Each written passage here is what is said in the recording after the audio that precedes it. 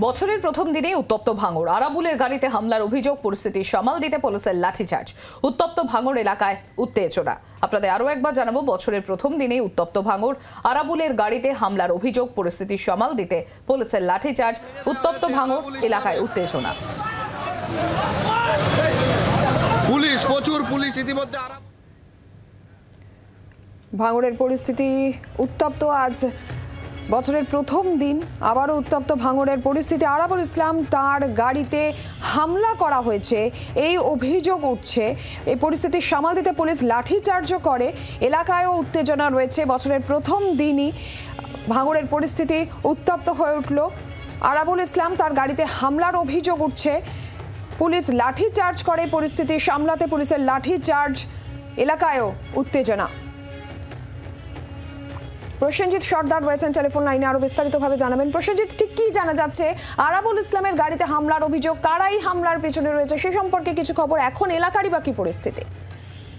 দেখো, এলাকায় এখনো পরিস্থিতি বলা যেতে পারে কিছুটা হলেও পুলিশ নিয়ন্ত্রণ করেছে।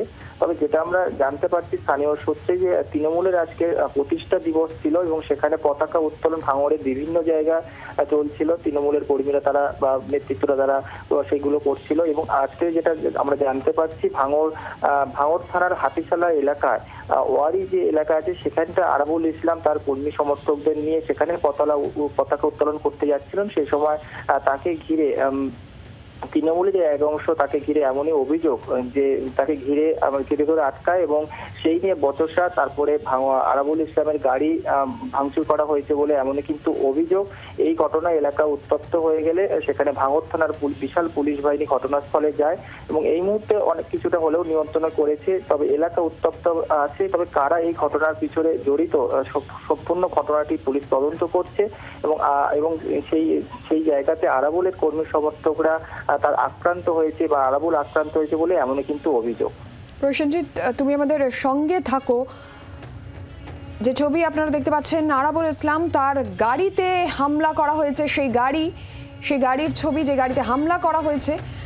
এরপরে উত্তেজনার পরিস্থিতি তৈরি হয়। উত্তেজনা পরিস্থিতি সামলাতে পুলিশের লাঠিচার্জ।